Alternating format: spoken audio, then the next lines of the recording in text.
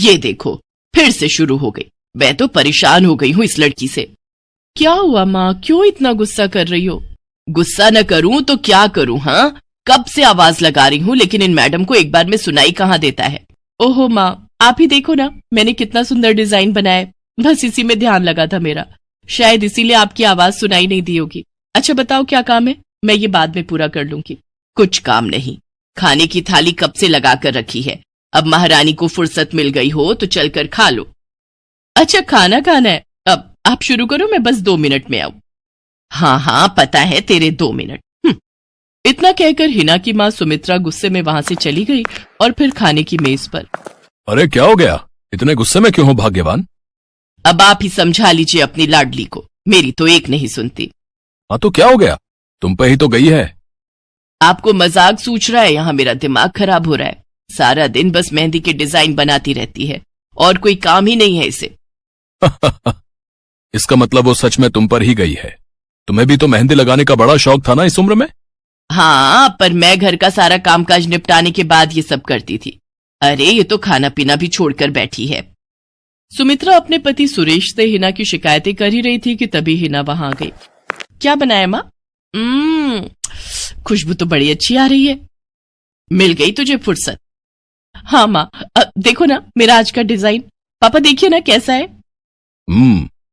सच में डिजाइन तो वाकई बढ़िया बनाया है लाडो। ये लाडो बोल बोल कर आपने ही इसका दिमाग खराब करके रखा है। मेरी जान को कितना काम है पता है, ती जा रही है, मगर ये लड़की मेरी बिल्कुल मदद नहीं करती।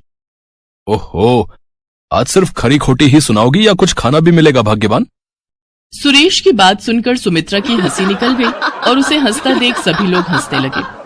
हिना अपने माता पिता की अकेली संतान थी। हिना को बचपन से ही मेहंदी के नए नए डिजाइन बनाने का बड़ा शौक था। वो कागज पर रोज कुछ न कुछ नया बनाने की कोशिश करती और फिर उसे अपने या अपनी माँ के हाथों पर लगाती। हिना के कॉलेज की पढ़ाई भी अब पूरी हो गई थी, तो अब उसके लिए रिश्ते आने भी शुरू हो गए थे। अरे सुमित्रा कहाँ हो, जल्दी आओ। क्या हुआ जी? जरा इस फोटो को तो देखो, कैसा है लड़का? दिखने में तो बहुत ही बढ़िया है। हाँ, वो कानपुर वाले फूफा जी है ना, उन्होंने बताया इस लड़के के बारे में। अपनी हिना के लिए कैसा रहेगा? लड़का काम क्या करता है और परिवार में कौन कौन है? फूफा जी बता रहे थे कि कानपुर में इनका अपना कारखाना है, वहां ये अपना दोने पत्तल और डिस्पोजल वगैरह बनाते हैं। ये अच्छा पैसा कमा लेता है, फूफा जी की रिश्तेदारी में है। हाँ, पर उससे पहले ये फोटो एक बार हिना को तो दिखा दो, उसे लड़का पसंद आ जाए तभी बात आगे बढ़ानी चाहिए ना। अरे हाँ, ये भी सही कह रही हो। लाडो, ओ लाडो, अरे कहाँ है बिटिया? सुरेश ने फौरन जाकर कमल की फोटो हिना को दिखाई तो हिना को भी कमल पसंद आ गया। उधर कमल को भी हिना पहली ही नजर में भा गई और इस तरह से कुछ ही दिनों में कमल और हिना की शादी खूब धूमधाम से हो गई। शादी के बाद कमल और हिना अपनी गृहस्थी में बहुत खुश थे। फिर एक शाम। ये क्या लिख रही हो हिना? लिख नहीं रही हूँ, मेहंदी का डिजाइन बना रही हूँ। अच्छा, पर कागज पर क्यों? प्रैक्टिस तो रोज ही करनी होती है ना, तो इसीलिए कागज पर डिजाइन बनाती हूँ। अच्छा, अब जरा दिखाओ तो सही। अरे वाह, ये डिजाइन क्या सच में तुमने बनाया है? हाँ अच्छा है ना, अब मैंने और भी बनाकर रखे हैं, रुकिए मैं भी लेकर आती हूँ। हिना ने अपने बनाए सारे डिजाइन्स कमल को दिखाए जो कमल को बहुत पसंद आए और उसने हिना की खूब तारीफ की। सब कुछ अच्छा चल रहा था और ऐसे ही हंसी खुशी दिन बीत रहे थे। लेकिन फिर एक सुबह। हेलो, क्या हुआ राठी जी, इतनी सुबह सुबह फोन क्यों किया? सर आप जल्दी से आ जाइए, गजब हो गया, अपनी फैक्ट्री में आग लग गई है सर, सब कुछ जल गया सर, कुछ भी नहीं बचा सर, जल्दी आ जाइए आप। फोन पर अपने मैनेजर की बात सुनकर कमल के पैरों तले जमीन खिसक गई। फैक्ट्री पहुंचा तो देखा वाकई फैक्ट्री पूरी तरह से जल रही थी। तभी एक जलती हुई बड़ी सी लकड़ी कमल पर आ गिरी, जिसकी वजह से वो बुरी तरह झुलस गया। उसे फौरन अस्पताल पहुंचाया गया और यहाँ से सब कुछ बदल गया। फैक्ट्री के काम को बढ़ाने के लिए कमल ने हाल ही में कई सारी नई मशीनें लोन पर खरीदी थी। मशीनें तो नहीं बची, लेकिन लोन चुकाने के चक्कर में पहले कमल की गाड़ी बिकी और फिर घर। मजबूर होकर कमल और हिना अब किराए के मकान में रहने लगे थे। फिलहाल कमल की हालत ऐसी नहीं थी कि वो कोई और काम कर सके। ऐसे में हिना ने घर चलाने का जिम्मा उठाया और वो घर घर जाकर औरतों के हाथों पर मेहंदी लगाने लगी। हालांकि इस काम से उसे बहुत कम पैसे ही मिल पा रहे थे, लेकिन हिना फिर भी पूरी मेहनत कर रही थी। क्या से क्या हो गया ना हिना, मैं किसी काम का नहीं रहा, हम बर्बाद हो गए। मैंने कहा था तुम्हें रानी बनाकर रखूंगा, मगर मेरे रहते हुए भी तुम्हें कितना संघर्ष करना पड़ रहा है। ऐसा क्यों कह रहे हैं आप बिल्कुल चिंता मत कीजिए, देखना धीरे धीरे सब ठीक हो जाएगा। हिना चाहती थी कि वो अपना एक पार्लर खोले, लेकिन फिलहाल ये मुमकिन नहीं था।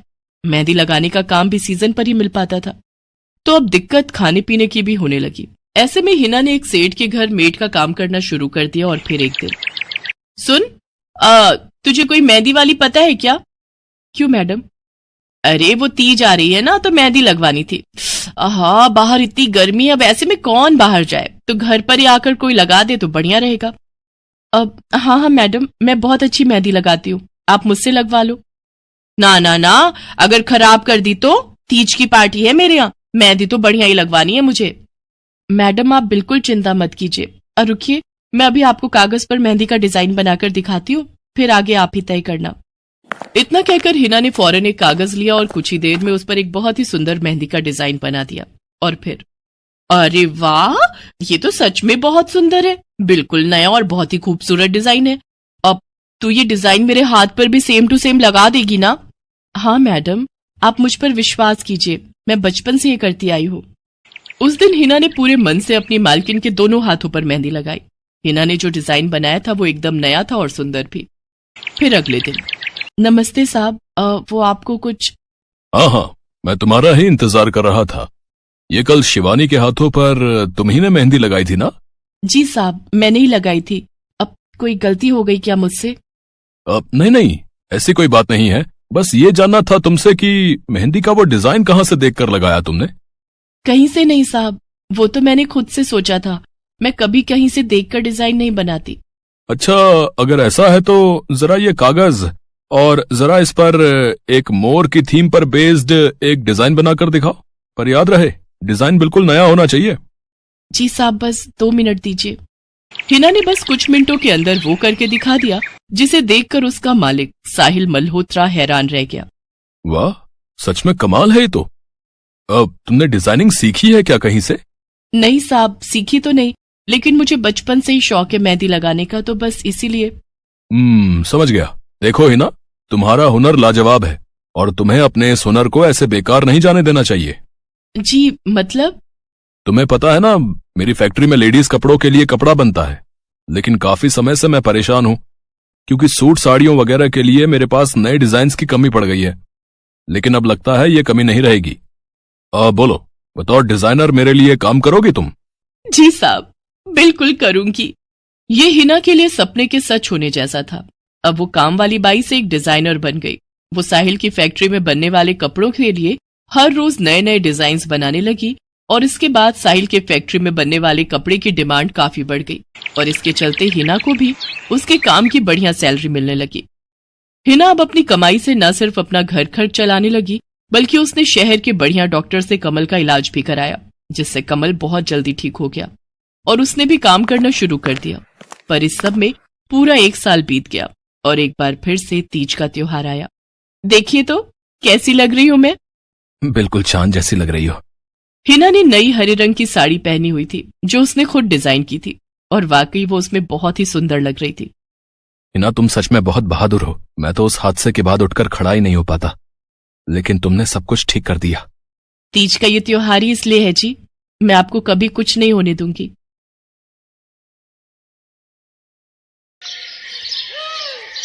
मीरा, ओ मीरा, चल तो जल्दी से आटा गूंथ दे, मैं फटाफट रोटियां सेक दूंगी। नहीं माँ, मैं नहीं गूंथ पाऊंगी, मैंने मेहंदी लगा ली है हाथ पर। क्या? सुबह सुबह तू फिर मेहंदी लगाकर बैठ गई? बड़ी मक्कार है सच में, काम में मदद ना करनी पड़े इसलिए जब देखो मेहंदी लगाकर बैठ जाती है। चल जल्दी से हाथ धोकर आ मेरे पास, मुझे काम पर जाने के लिए देर हो रही है। माँ बस आज कर लो ना, देखो ना मैंने कितनी मेहनत से कितना सुंदर डिजाइन बनाया है। लेकिन जैसे ही उसकी नजर मीरा के हाथों पर पड़ती है, उसका गुस्सा पल भर में गायब हो जाता है। वो मीरा से कहती है, अरे वाह मीरा, तूने तो बड़ी सुंदर मेहंदी लगाई है। हाँ माँ, वो शांति दीदी ने मुझे एक किताब दी थी कल, उसमें बड़े सुंदर सुंदर डिजाइन बने हैं, बस उसी में से देखकर लगाई है मैंने। सुंदर है ना? हाँ बहुत सुंदर है। अरे लेकिन मुझे तो ओफो, फिर लगा लिया ना तूने बातों में। पहले से ही देर हो रही है, ऊपर से तू भी मेहंदी लगाकर महारानी जैसे बैठ गई है। माँ, तुम इतना परेशान क्यों होती हो? 1-2 घंटे में जब मेरी मेहंदी सूख जाएगी तो मैं घर के सारे काम कर दूंगी। मीरा की बात मानकर कावेरी काम पर चली जाती है। वो एक बड़ी सोसाइटी के घरों में काम करती थी और इसी काम से कावेरी और मीरा का गुजारा चलता था। कावेरी के पति की कई साल पहले एक सड़क हादसे में मौत हो गई थी। तब से कावेरी पर ही सारी जिम्मेदारी थी। मीरा भी घर के कामों में उसका पूरा हाथ बटाती थी। मीरा को मेहंदी लगाना बहुत पसंद था। उसने अपने घर के पीछे मेहंदी के कई सारे पौधे लगा रखे थे, जिनका वो बहुत ख्याल रखती थी। वो अपने हाथों से मेहंदी के पत्तों को पीसकर अपने हाथों में लगाने के लिए तैयार करती थी। फिर एक दिन, मीरा, हमें इस जगह पर थोड़ी मोड़ी खेती कर लेनी चाहिए। ये मेहंदी के पौधों से कुछ कमाई थोड़ी ही हो रही है। खेती कर लेंगे तो कुछ पैसे ही बन जाएंगे। नहीं माँ, मेरे मेहंदी के पौधों को हाथ भी मत लगाना। बाजार से मेहंदी खरीदने के तो पैसे हैं नहीं हमारे पास। अब इन्हें तो रहने दो। ये कहते हुए मीरा की आंखों में आंसू थे। कावेरी उसके सिर पर हाथ रखते हुए कहती है, मीरा, मैं जानती हूँ तुझे मेहंदी लगाना बहुत अच्छा लगता है, लेकिन बेटा अपनी हालत तो तुझे पता ही है ना। मैं कितनी मुश्किल से। माँ, सब समझती हूँ मैं। जाओ कर लो जो करना है। इतना कहकर मीरा रोते हुए वहाँ से चली जाती है। कावेरी को उसके लिए बुरा लग रहा था। वो मीरा की मेहंदी के पौधों को कुछ नहीं करती। ऐसे ही कई दिन गुजर जाते हैं। ज्यादा काम करने की वजह से कावेरी की तबीयत खराब रहने लगी। वो बहुत जल्दी जल्दी बीमार पड़ने लगी। तो मीरा ने उससे कहा, माँ, तुम रहने दो, तुम्हें बुखार है, रात भर सोई नहीं हो, मैं चली जाती हूँ काम पर। नहीं मीरा, तू कैसे? ना नहीं, मैं ठीक हूँ, मैं जाती हूँ। कावेरी जैसे ही उठकर चलने की कोशिश करती है, अचानक उसे चक्कर आ जाता है। मीरा उसे सहारा देकर बिस्तर पर लिटा देती है और उससे कहती है, बस माँ, अब तुम आराम करोगी और काम पर अब से मैं जाऊंगी। कावेरी घर पर रहकर आराम तो कर रही थी, लेकिन वास्तव में उसे अच्छे इलाज की भी जरूरत थी, जिसके लिए पैसे थे नहीं। दूसरी तरफ अब हर रोज मीरा काम पर जाती और लौटकर घर के भी सारे काम उसे ही करने पड़ते थे। इस सब में उसे मेहंदी लगाने का बिल्कुल भी वक्त नहीं मिल पाता था। मीरा, कितने दिन हो गए तूने मेहंदी नहीं लगाई? हाँ माँ, बस मन नहीं कर रहा। अच्छा, मेहंदी लगाने का तेरा मन नहीं? मैं सब जानती हूँ। मैंने बिस्तर पकड़ लिया है और मेरी फूल सी बच्ची पर सारे काम पड़ गए हैं। अब बस बहुत हो गया आराम। मीरा, जा, तू जाकर मेहंदी लगा ले, आज मैं जाऊंगी काम पर। नहीं माँ, तुम कहीं नहीं जाओगी, मैं कर लूंगी सब। और मैं सच बोल रही हूँ, मैं बड़ी हो गई हूँ, ये मेहंदी वेहंदी का मुझे शौक नहीं। इतना कहकर मीरा काम पर जाने के लिए घर से निकल जाती है। कावेरी की आंखों में आंसू आ जाते हैं। मीरा सोसाइटी के कई घरों में काम करती थी। उन्हीं में से एक घर आरती का भी था। उसके घर पर तीज का त्योहार बड़े धूमधाम से मनाया जाता था। तीज की तैयारियों में मीरा भी मदद कर रही थी। इसी बीच, अरे ऐसे कैसे? मैंने सारे रिश्तेदारों को बुला लिया है, मेरी सारी फ्रेंड्स भी आने वाली हैं। मैं क्या कहूँगी उन्हें? फोन पर काफी देर बहस करने के बाद आरती फोन रख देती है। उन्हें उदास देखकर मीरा उससे पूछती है, क्या हुआ मैडम जी, आप कुछ परेशान लग रहे हो? हाँ मीरा, बड़ी मुसीबत हो गई। कल तीज का फंक्शन है, मैंने सबको मेहंदी लगवाने के लिए यहीं बुला लिया है और आखिरी मौके पर ये पार्लर वाली धोखा दे गई। कह रही है कल नहीं आ पाएगी। अब क्या होगा? इतनी जल्दी कौन तैयार होगा सबको मेहंदी लगाने के लिए? मैडम जी, वैसे मैं भी ठीक ठाक मेहंदी लगा लेती हूँ। अरे हाँ, कावेरी ने मुझे बताया तो था एक बार कि तुझे मेहंदी लगाने का बहुत शौक है। वैसे मुझे तो कोई परेशानी नहीं है। तू देख ले बेटा, बहुत सारे हाथ लगाने होंगे और मेहंदी बढ़िया लगनी चाहिए सबके। आप बिल्कुल चिंता मत करिए मैडम जी, मैं सब अच्छे से करूँगी। बहुत दिनों बाद मीरा के चेहरे पर खुशी थी। उसने घर पहुंचते ही मेहंदी के खूब सारे पत्ते तोड़कर पत्थर पर पीसना शुरू कर दिया। ये देखकर कावेरी ने मीरा से कहा, अरे मीरा, शाम हो गई है, अब मेहंदी मत लगा, मौसम भी ठंडा है बेटा।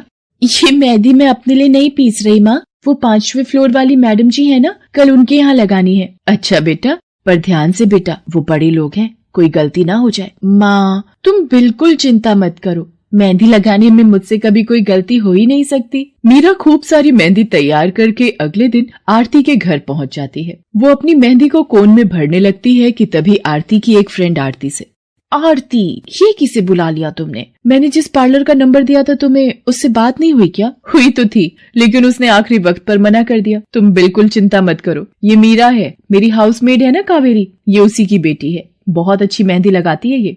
ओफो आरती, तुम भी ना, पार्लर की बात अलग होती है, उन लोगों का मटेरियल ब्रांडेड होता है, मेहंदी के रचने की गारंटी मिलती है वहां से। और इसकी मेहंदी तो मुझे कुछ समझ नहीं आ रही, इस पर तो कोई लेबल तक नहीं है।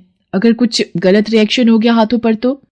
आप बिल्कुल चिंता मत कीजिए मैडम जी, ये मेहंदी मैंने खुद पीस कर तैयार की है। मेरे पास बहुत सारे मेहंदी के पौधे हैं, इसमें कुछ भी ऐसा नहीं है जो आपके हाथों को नुकसान दे। ना भाई ना, सॉरी आरती, बट मैं अपने हाथों को लेकर कोई रिस्क नहीं ले सकती। तुम सब लगवाओ, मैं तो पार्लर जाकर ही लगवाऊंगी। इतना कहकर आरती की दोस्त शालिनी वहां से चली जाती है। आरती मीरा को इशारा देकर काम शुरू करने को कहती है। अरे वाह, मानना पड़ेगा, इस बच्ची ने कमाल की मेहंदी लगाई है। मुझे तो नहीं लगता कि इस मेहंदी का वैसा रंग आएगा जैसा पार्लर वाली मेहंदी का आता है। अब बस भी करो शालिनी, मेहंदी कैसी रचेगी ये कल तक पता चल ही जाएगा ना। बच्ची है वो, उसे इस तरह डराओ तो मत। अरे मुझे क्या, मेरे हाथ कौन सा खराब होने वाले हैं, तुम ही लोग लगवाओ और तुम ही भुगतना। शालिनी गुस्से में वहां से चली जाती है। उसे पूरा यकीन था कि मीरा की मेहंदी रचेगी नहीं, साथ ही हाथों पर उसका गलत रिएक्शन भी हो सकता है, लेकिन जो हुआ वो इससे बिल्कुल अलग था। अगले दिन मीरा के घर पर। अरे मैडम जी, आप यहाँ? आपने तो आज काम पर आने के लिए मना किया था ना, मैं इसीलिए नहीं आई। हाँ हाँ, कल तुम कितना थक गई थी, इसीलिए मैंने आने को मना किया। मैं यहाँ तुम्हें काम पर बुलाने नहीं बल्कि किसी और काम से आई हूँ। अंदर नहीं बुलाओगी? अरे माफ कीजिएगा मैडम जी, आइए अंदर आइए। आरती को देखकर कावेरी भी बिस्तर से उठकर खड़ी हो जाती है। आरती के साथ उसकी दोस्त शालिनी भी थी। मीरा उन दोनों को पानी देते हुए कहती है, ये लीजिए मैडम जी, मेहंदी तो ठीक से रची ना मैडम जी? ये तुम्हें मैं नहीं, शालिनी बताएगी। फिर शालिनी अपने हाथ मीरा की तरफ बढ़ा देती है। उसके हाथों पर कई जगह छाले पड़े हुए थे। ये देखकर मीरा उससे कहती है, अरे ये क्या हुआ मैडम जी? मैंने तुमसे मेहंदी नहीं लगवाई, उल्टा तुम्हारा अपमान करती रही,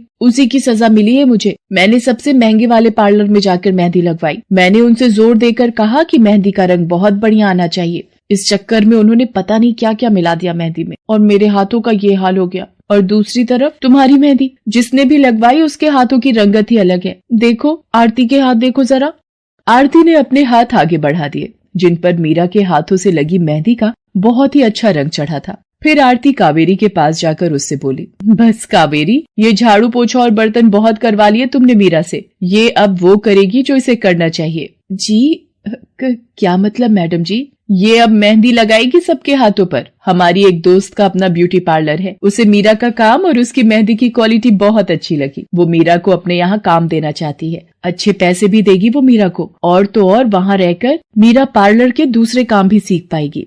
आरती की बात सुनकर कावेरी की आंखों में आंसू आ जाते हैं। वो हाथ जोड़कर आरती का शुक्रिया अदा करती है। मीरा भी बहुत खुश थी। अब न सिर्फ वो अपना मेहंदी लगाने का शौक पूरा कर सकती थी, बल्कि अच्छे पैसे कमाकर अपनी माँ का इलाज भी करवा सकती थी। एक समय की बात है, केशवपुर नामक गांव में सरला नाम की एक बूढ़ी विधवा औरत अपने बेटा बहू के साथ रहती थी। सरला की बहू जया स्वभाव से बहुत बुरी थी। वो रोजाना सरला से बात बात पर लड़ती रहती थी। सरला का पति किशन शहर में मजदूरी करता था, इसलिए वो कभी कभी ही गांव आ पाता था। किशन शहर से घर खर्चे के लिए पैसे भेजता तो 2 लिफाफे भेजता, एक अपनी माँ के नाम और एक अपनी पत्नी के नाम। पर जया सरला के पैसे भी अपने पास ही रख लेती थी। ऐसे ही एक दिन, ये सरला देवी और जया जी के नाम के मनी ऑर्डर हैं। लाओ लाओ भैया, जल्दी से मुझे दे दो। ये सरला देवी के हस्ताक्षर करके ही उन्हें मिलेगा। माँ जी आराम कर रही हैं, लाओ मैं अंगूठा लगवा कर लाती हूँ। ए बुढ़िया, जल्दी से इस कागज पर अंगूठा लगा दे। भैया मनी ऑर्डर मुझे दे दो। जया सारे पैसे अपने पास रख लेती है और अपने और बेटे बिट्टू के लिए खाने पीने की चीजें खरीद लाती है। माँ बहुत भूख लगी है। ये देख, मैं तेरे लिए कितने सारे पकवान लाई हूँ, पूड़ी, छोले, समोसे, कचौड़ी। चल हम दोनों मिलकर खाते हैं, मजा आ जाएगा। जया बहू, बहुत भूख लगी है, सुबह से कुछ भी नहीं खाया है। अगर थोड़ा सा कुछ खाने को मिल जाता तो। पता नहीं इस बुढ़िया को कितनी भूख लगती है, जब देखो हम माँ बेटे के खाने पर नजर लगाती रहती है। ये ले पकड़, आधी कचौड़ी दे रही हूँ, अब रात तक कुछ खाने को नहीं मिलेगा। और तुझे तो मैंने बोला था कि कपड़े धो देना, तेरे से अभी तक कपड़े नहीं धुले। ये कचौड़ी खाकर चुपचाप सारे कपड़े धो देना, नहीं तो मुझसे बुरा कोई नहीं होगा। बेचारी सरला कचौड़ी का एक टुकड़ा खाकर भला क्या पेट भरती। वो फिर से दोबारा काम पर लग जाती है। एक दिन किशन शहर से वापस आने वाला था। जया को पता था कि जब किशन सरला से पूछेगा कि वो उसे पैसे बराबर भेजता है तो उसे मिलते हैं या नहीं।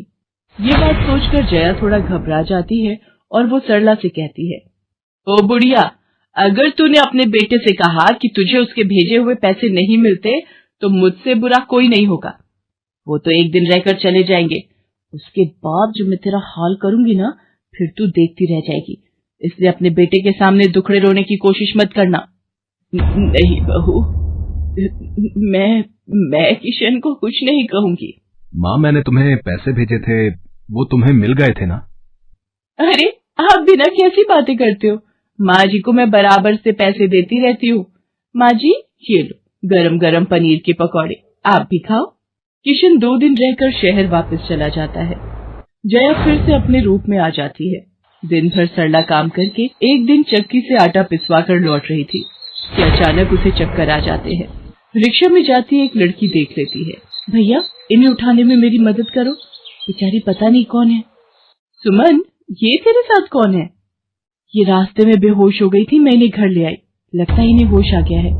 अब कैसा लग रहा है आपको? मैं ठीक हूँ बेटी, तुम्हारा बहुत बहुत शुक्रिया बेटी। माँ जी, आप इतनी भारी आटे की बोरी अकेले ही उठा कर ले जा रही थी, आपके बच्चे या कोई? सरला की आंखों में आंसू आ जाते हैं, वो रो पड़ती है। माँ जी, कोई परेशानी है तो आप हमसे कह सकते हो, मुझे लग रहा है आप बहुत परेशानी में हो। क्या करूं बेटी, मैं इस जीवन से हार गई हूँ। सरला के दुख का घड़ा फूट जाता है और वो सारा दुख सुमन और बाकी लड़कियों को बताती है।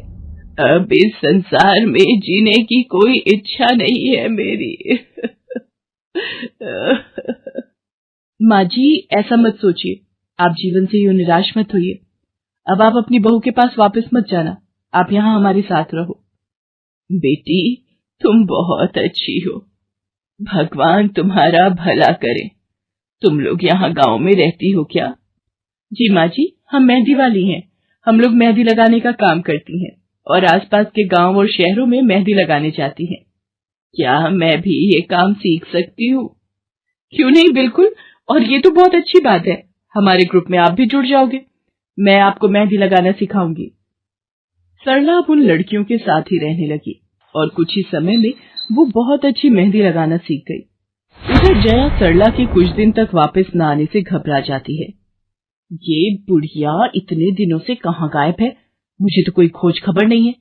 बिट्टू के बापू ने हम सबको अचानक शहर बुलाया है, वहां जाकर अब यही बोलना पड़ेगा कि बुढ़िया की तबीयत खराब थी इसलिए नहीं ला सकी। जया बिट्टू को लेकर किशन के पास शहर पहुंचती है। क्या हुआ जया, माँ तुम्हारे साथ नहीं आई? वो माँ जी की तबीयत कुछ ठीक नहीं थी, इसलिए मैंने उन्हें बोला कि वो गांव में ही रहें, बेकार में सफर करती तो उनकी तबीयत और खराब हो जाती। पर तुमने मुझे अचानक क्यों शहर क्यों बुला लिया? अरे वो हमारे सेठ जी की लड़की की शादी है, इसलिए उन्होंने बोला कि कोई ऊपर के कामों के लिए मिल जाए। मैंने सोचा तुम्हें बुला लेता हूँ, और माँ भी थोड़े दिन के लिए मेरे पास रह लेगी। चलो कोई नहीं, मैं तुम्हें मालकिन से मिलवा देता हूँ। देखो किशन, शाम को मेहंदी का समारोह है तो काम अच्छे से निपटाने हैं, जितने भी मेहमान आएंगे उनके स्वागत में कोई कमी ना होने पाए। आप चिंता मत करो मालकिन, सब हो जाएगा। ये मेरी पत्नी है, मैंने इसे गांव से बुला लिया है, ये सब संभाल लेगी। जया मेहंदी समारोह की तैयारियों में काम करवाने लगती है, सब मेहमान आने लगते हैं। रिचा, मेहंदी वाली अभी तक नहीं आई, कितने बजे का टाइम दिया था?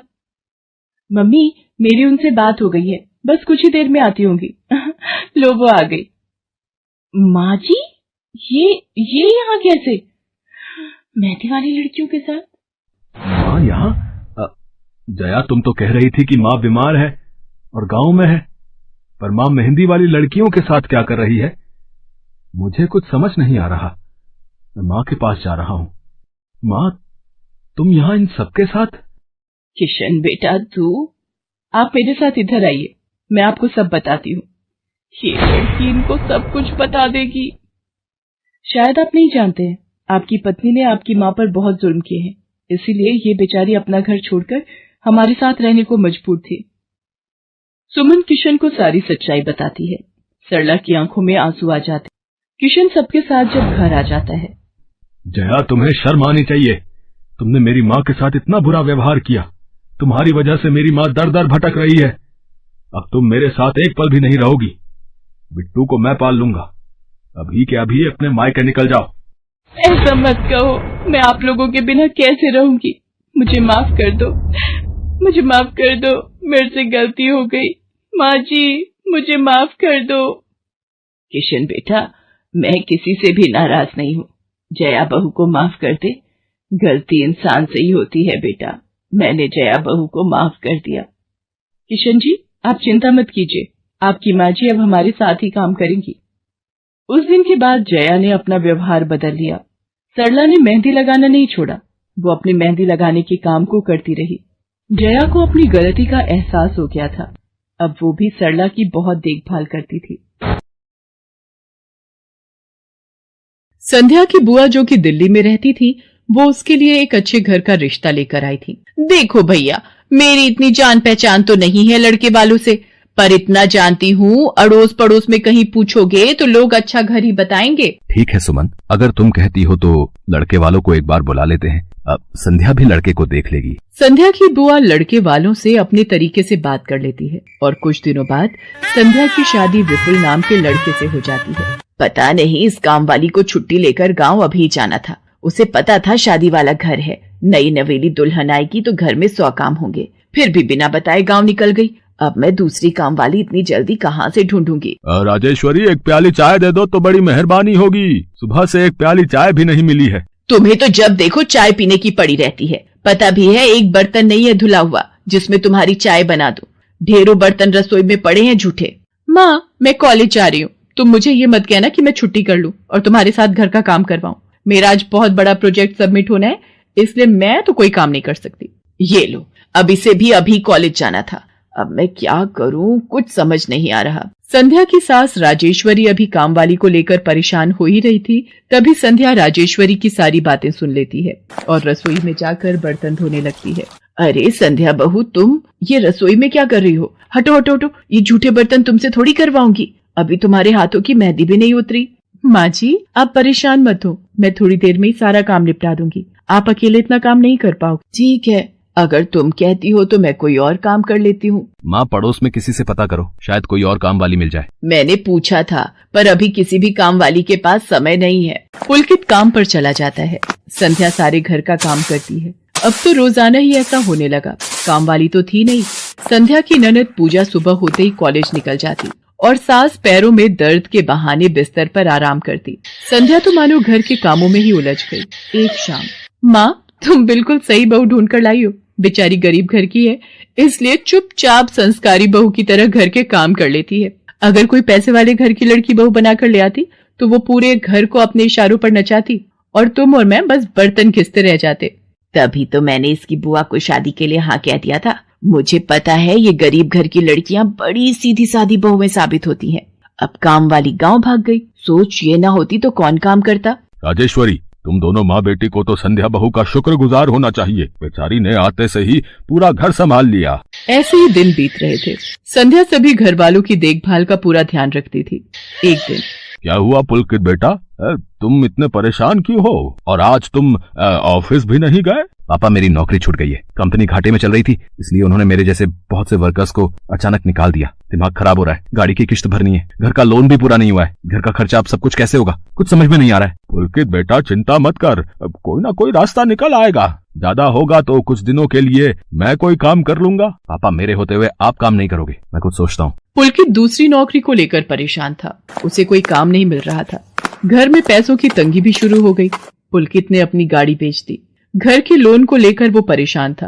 15,000 रुपए की किश्त उसे भरनी थी। तभी, भैया, मेरे कॉलेज की फीस इस बार बहुत लेट हो गई है। मेरा आखिरी साल है। अगले महीने की 5 तारीख तक 12,000 रुपए फीस के भरने हैं। मैं कुछ इंतजाम करता हूँ। ऐसे खाली हाथ पर हाथ रखकर मैं नहीं बैठ सकती। मुझे कुछ सोचना होगा। पता नहीं, हो सकता है किरण ने बात कर ली होगी। पूछती हूँ। हेलो किरण, मैं संध्या बोल रही हूँ। तूने बात की? फिर पार्लर में जगह खाली है क्या? हाँ, मैंने बात कर ली है। 12,000 रुपए महीना देंगी रविता मैम। बोल, तू हाँ बोलती है तो मैं बात कर लेती हूँ। ठीक है, तू हाँ बोल दे, कम से कम कुछ तो पैसे आ जाएंगे। संध्या पुलकित से पार्लर में मेहंदी लगाने की नौकरी की बात करती है। पहले तो वो मना करता है, पर संध्या उसे समझाती है। पुलकित, मैं जानती हूँ आप परेशानी के दौर से गुजर रहे हो। मैंने आपसे शादी के बाद हर सुख दुख में साथ निभाने का वादा किया था और आप परेशान मत हो, मैं घर और बाहर दोनों का काम एक साथ संभाल लूंगी। ठीक है संध्या, तुम कल से पार्लर में नौकरी के लिए जा सकती हो। अगले दिन से संध्या सारे घर के काम के साथ साथ पार्लर भी जाती और वहां पर पूरा दिन मेहंदी लगाने का काम करती और शाम के वक्त घर आती। संध्या बहुत मेहनत कर रही थी ताकि वो अपने परिवार की मदद कर सके। संध्या बहुत सुंदर मेहंदी लगाती थी।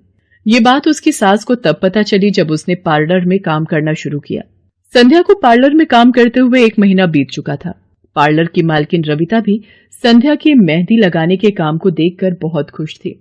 संध्या, तुम सचमुच बहुत मेहनती हो।